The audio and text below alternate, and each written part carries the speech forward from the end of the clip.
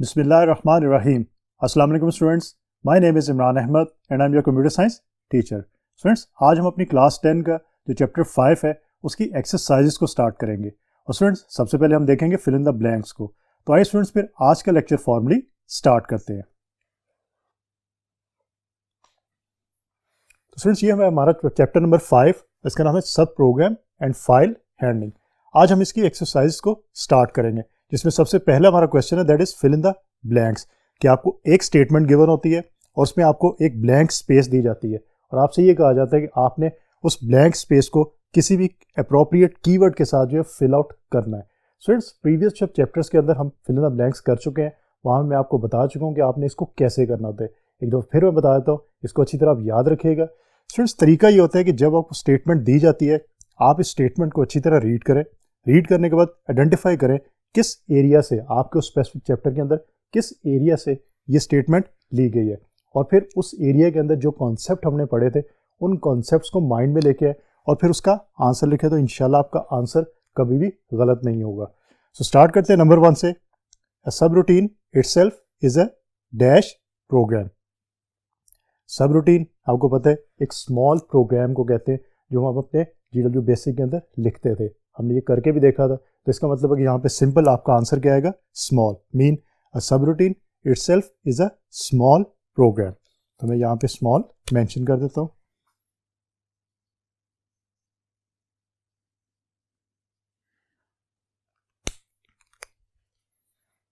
Number 2, a function is used to calculate and return a dash value. अब जो भी function हमने use किए थे, आप अगर अंडरस्टैंड करें, याद करें, तो फंक्शंस आपको रिटर्न कितनी वैल्यूज करते हैं, एक वैल्यू करते हैं, 2 करते हैं, 3 करते हैं, 4 करते हैं। और आपको पता है कि आपको फंक्शन सिर्फ और सिर्फ सिंगल वैल्यू, मीन एक वैल्यू आपको हमेशा रिटर्न करते हैं। तो यहाँ पे आप आंसर में लिखेंगे सिंगल वैल्यू।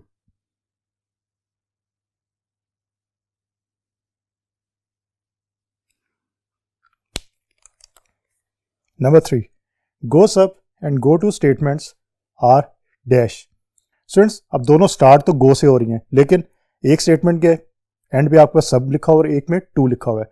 आपको दोनों का पता है, गो सब आपकी सब रूटीन के अंदर यूज होती है और गो टू आपकी जस्ट जंप करके आपको किसी और लाइन नंबर पे ले जाती है। तो इसका मतलब है कि दोनों में डिफरेंस है। तो it means gosub and goto statements are different. तो सिंपल यहाँ पे आप डिफरेंट मेंशन कर देंगे।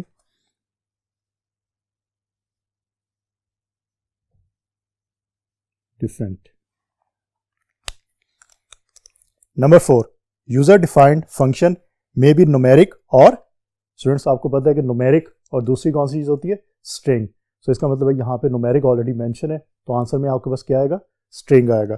सो user defined functions may be numeric और स्ट्रिंग। तो यहाँ पे आप स्ट्रिंग जो है वो मेंशन कर देंगे।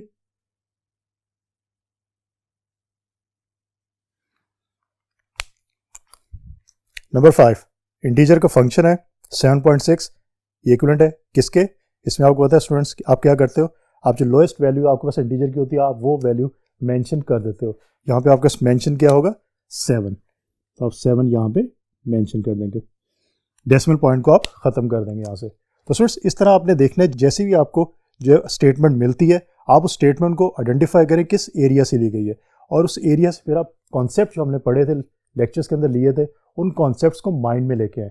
जब उनको माइंड में लेके आएंगे तो आपको क्लियर होना शुरू होगा कि इसका आंसर क्या हो सकता है। फिर उसमें से जो बेस्ट आंसर है, आप वो आंसर चूज करके यहाँ लिखेंगे, तो इंशाल्लाह आपका आंसर जो है वो गलत नहीं होगा। तो स्टूडेंट्स, आप देखते हैं नंबर 6 के ऊपर हमारे पास कौन सी स्टेटमेंट गिवन है और उसका जो कीवर्ड है वो कौन सा हम लिख सकते हैं। सो let's see. Number 6, a go sub is use to invoke a dash. Go sub की आपकी जो है वो सब रूटीन के लिए यूज होती है। तो इसका मतलब है कि गो sub is use to invoke अ सब रूटीन। तो यहाँ पे आपका आंसर स्ट्रेट फॉरवर्ड जो आएगा वो क्या आएगा, सब रूटीन।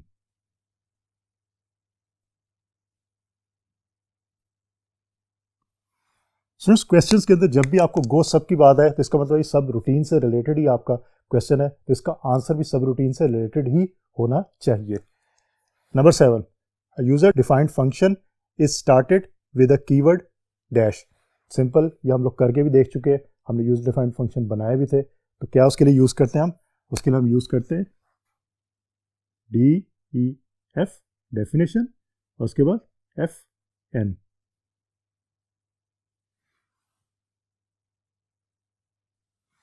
सो ये हमारा यूजर डिफाइंड फंक्शन के लिए कीवर्ड है, डेफिनेशन का DEF और उसके बाद फंक्शन का FN। तो ये आपने याद रखना है, आपके एग्जाम पॉइंट ऑफ व्यू से ये बहुत इंपॉर्टेंट क्वेश्चन है, ये उमन पूछा जाता है।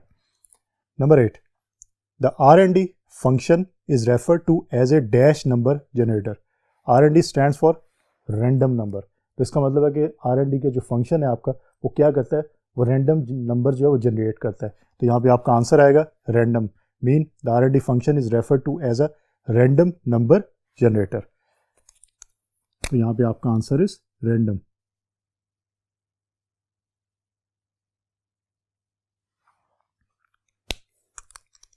Number 9, a go sub statement must be ended with dash statement.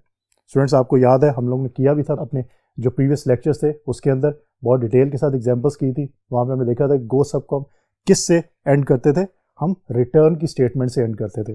तो याद रखिएगा रिटर्न की स्टेटमेंट यहाँ पे आपके आंसर में लिखी जाएगी, return. So a go sub statement must be ended with return statement. Number 10, dash is a collection of fields to provide information about an entity in a file. Students आपके जो file के अंदर data save होता है वो data आपका जो for example student name, GPA, student का फादर नेम, स्टूडेंट्स का ID number and etcetera etcetera, इन तमाम चीज़ों को हम क्या नाम देते हैं, हम रिकॉर्ड का नाम देते हैं। तो इनफैक्ट यहाँ पे आपका आंसर आएगा record. Record is a collection of fields to provide information about an entity in a file. Fields आपकी कौन सी, कि स्टूडेंट नेम की फील्ड आपकी, फादर नेम की एक फील्ड, एड्रेस की फील्ड होगी, फ़ोन नंबर की फील्ड होगी, ID नंबर की फील्ड होगी, और ये सब ऑल टुगेदर मिलके मीन कलेक्ट होके क्या बनाती हैं, आपको रिकॉर्ड प्रोवाइड करती हैं। तो यहाँ पे आपका आंसर होगा रिकॉर्ड।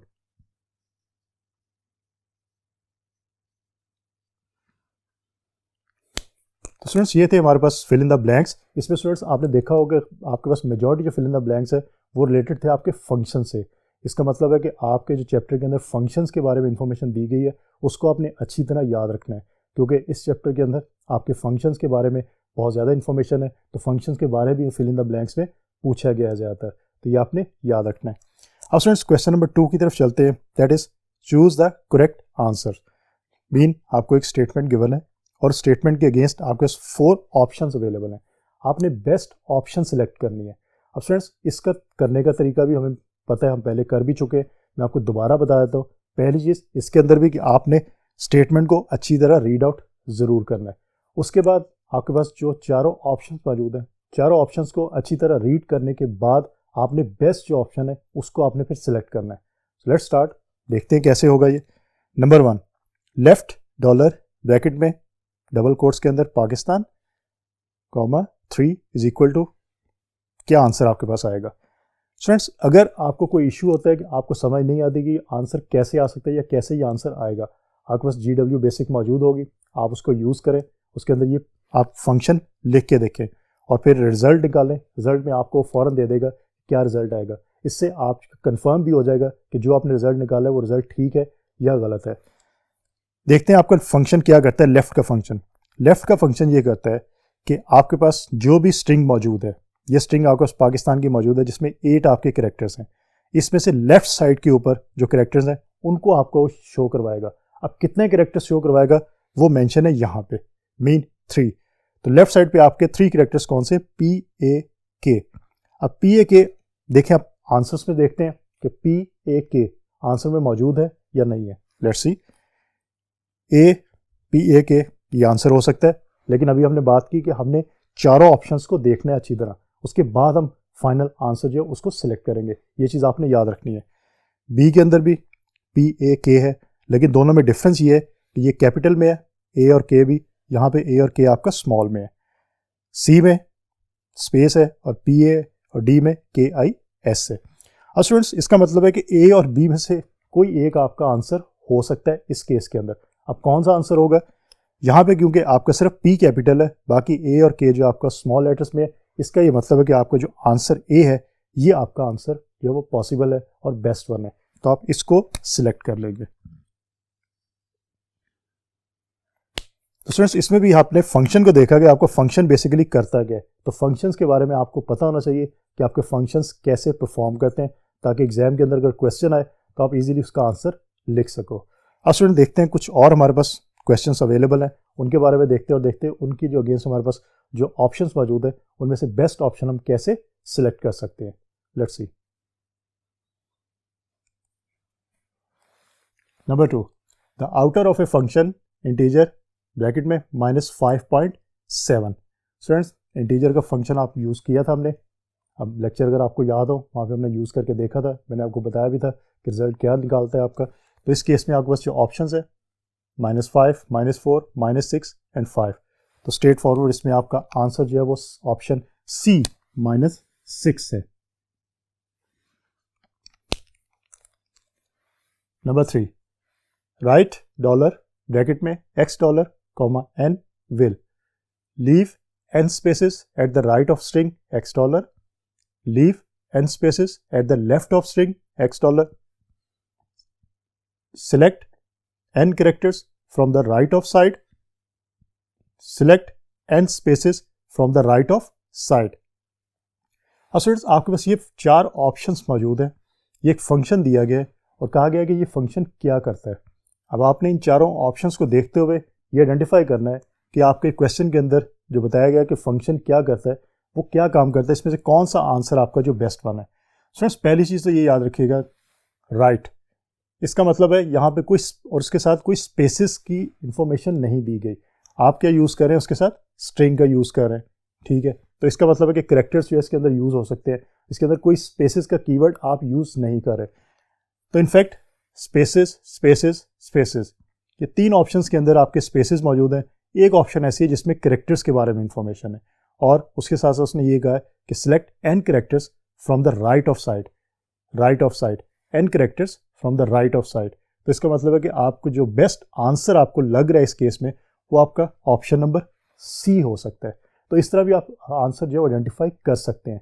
लेकिन अगेन हमने ये फंक्शन करके देखा था, आपको अगर फंक्शन ये याद हो, इस फंक्शन से रिलेटेड जो भी हमने परफॉर्म किया था, एग्जाम्पल परफॉर्म की थी, उस एग्जाम्पल में जिस तरह हमने आंसर निकाला था, उस आंसर की बेस पे आपको आइडिया होना चाहिए कि राइट का फंक्शन क्या करता है, select n characters from the right side of जो है वो आपको प्रोवाइड करता है। तो ये चीज़ याद रखिएगा। तो इस केस में आपका आंसर ऑप्शन सी होगा। Number 4, the dash function is use to convert ASCII codes to is character equivalent. ASCII codes में कन्वर्ट करने के लिए कौन सा आप जो फंक्शन यूज़ करते हैं, आपके पास एक फंक्शन है कैरेक्टर डॉलर, आगे फंक्शन का साइन है, देन कैरेक्टर और एक ये आपका ऑप्शन है। स्टूडेंट्स स्ट्रेट फॉरवर्ड आपको पता होना चाहिए कि ऑप्शन डी जो आपकी है CHR $, और ये आपका जो सिंबल है ये यूज़ होता है आपके किसके लिए, अगर आपने यूज़ करना है the dash function is use to convert ASCII codes to is character equivalent. तो आपकी ऑप्शन नंबर डी जो है ये आंसर है, तो ये याद रखिएगा। Number 5, instructions that are written once in the main program और independently and can be called more than one time in the main program is called. Students आपके मेन प्रोग्राम और ऐसी इंस्ट्रक्शन जो बार बार आपके प्रोग्राम के अंदर कॉल हो सकती हैं, उनको हम इनफैक्ट सब प्रोग्राम का नाम देते हैं। वो आपकी कंट्रोल स्टेटमेंट नहीं होती, वो लूप्स नहीं होते, और वो आपकी सब प्रोग्राम कहलाते हैं। सो इस केस के अंदर स्टूडेंट्स आपका जो आंसर है दैट इज ऑप्शन सी, सब प्रोग्राम। सो हम इसको सिलेक्ट कर लेते हैं। अब स्टूडेंट देखते हैं नंबर 6 के ऊपर हमारे पास कौन सी स्टेटमेंट गिवन है और उसके अगेंस्ट हमारे पास कौन सी जो ऑप्शंस है वो अवेलेबल है। So let's see. Number 6, tangent x is equal to, tangent x का फॉर्मूला बेसिकली पूछा गया कि फॉर्मूला क्या हो सकता है। तो स्टूडेंट्स ये स्ट्रेट फॉरवर्ड मैथमेटिक्स है, आपको पता होना चाहिए कि इसका फॉर्मूला आपका ऑप्शन डी है, sin x divide by cos x। Number 7, the output of sin -4 is a is underscore sign, b is plus sign, c is 0 and d is none। और स्टूडेंट्स SGN का मतलब होता है sign, कि आपको sign बताता है जो भी आपने वैल्यू लिखी है ब्रैकेट के अंदर, उसका जो साइन है वो आपको आंसर में देगा। अब आपको जो गिवन है क्वेश्चन के अंदर वो -4 है, इसका मतलब है कि आंसर माइनस में आना चाहिए, मीन माइनस साइन होना चाहिए। लेकिन यहाँ पे this is underscore, this is not a minus sign, plus sign है, जीरो है और नन है। इसका मतलब कि माइनस साइन यहाँ पे मेंशन नहीं है, तो इसका मतलब क्या आंसर होगा आपका? ऑप्शन डी आंसर होगा कि नन, कि इसमें से कोई भी आंसर आपका नहीं है सही। So option D is the answer. Number 8, a file is activated with one of the following statement before its use: write, read, print। Students आपको पता है कि फाइल को जब एक्टिवेट किया जाता है या फाइल को अगर आपने यूज़ करना हो तो राइट, रीड और प्रिंट की कमांड से ये काम नहीं होता। तो इसका मतलब है कि तीनों ऑप्शंस आपकी सही नहीं है, तो लास्ट ऑप्शन नन ही रह जाती है, तो वही ऑप्शन आपकी जो वो सिलेक्ट होगी आंसर में। So option D is the answer. Number 9, a file can be organized in the following ways: 1, 2, 3 और 4। फाइल को आप कितने वेज में ऑर्गेनाइज कर सकते हैं? हमने अपने चैप्टर के अंदर पढ़ा था सीक्वेंशियल तरीका है और दूसरा है हमारे पास रैंडम। तो इसका मतलब है कि sequential and random mean 2 ways हमारे पास मौजूद हैं, तो इसमें आपका आंसर जो है वो ऑप्शन बी होगा। Number 10, to read information from a file it must be opened for input, output, both A and B, none. Students जब भी हमने रीड करना होता है इन्फॉर्मेशन को, या इन्फॉर्मेशन को हमने रीड करना होता है फाइल से, तो हम क्या करते हैं? हम फाइल को इनपुट भी करते हैं, फाइल को आउटपुट भी करते हैं। ये हमने करके देखा था अपने लेक्चर्स के अंदर, आपको अच्छी तरह याद होगा। तो इसका मतलब है कि अगर ऑप्शन ए और बी दोनों ठीक है तो इसका मतलब है कि सी ऑप्शन जो आपकी बोथ ए एंड बी, ये ऑप्शन आप सिलेक्ट करेंगे। अब स्टूडेंट्स यहाँ पे आपको याद रखना चाहिए कि मैंने आपसे ये कहा था कि आपने चारों ऑप्शंस को रीड करना है, उसके बाद आंसर लिखना है। इस केस में अगर आप ऑप्शन ए को देखेंगे वो भी ठीक है, आप इसी को अगर सिलेक्ट कर देते हैं तो ये आंसर आपका गलत हो जाएगा, क्योंकि आपका आंसर जो है वो बेसिकली ऑप्शन सी है, जिसमें ए और बी दोनों सही हैं। तो ये चीज़ आपने याद रखनी है और चारों ऑप्शंस को आपने अच्छी तरह रीड करना है। So option C is the answer in this case. तो स्टूडेंट्स इनफैक्ट आज का जो हमारा लेक्चर था वो हमारा जो चैप्टर नंबर 5 है उसकी एक्सरसाइजेस हमने स्टार्ट की। सबसे पहले हमने ये देखा जो क्वेश्चन नंबर हमारा 1 है कि फिल इन द ब्लैंक्स। अगर हमें एक स्टेटमेंट गिवन है और उस पर हमारे पास एक ब्लैंक स्पेस है, उस ब्लैंक स्पेस को हमने अप्रोप्रिएट कीवर्ड से कैसे फिल आउट करना है। उसके बाद स्टूडेंट्स क्वेश्चन नंबर 2 के अंदर हमने ये देखा कि हमें अगर स्टेटमेंट गिवन है और उसके अगेंस्ट हमारे पास 4 ऑप्शंस अवेलेबल हैं और हमने बेस्ट जो ऑप्शन है उसको कैसे सिलेक्ट करना है। तो स्टूडेंट्स ये चीज़ें आपने याद रखनी है, क्योंकि एग्जाम पॉइंट ऑफ व्यू से आपके ये बहुत इंपॉर्टेंट चीज़ें हैं। लेकिन इसके साथ साथ ये चीज़ आपने याद रखनी है कि इन क्वेश्चंस को हल करते हुए आपने जो लेक्चर्स के अंदर कॉन्सेप्ट लिए थे उन कॉन्सेप्ट को माइंड में रखना है।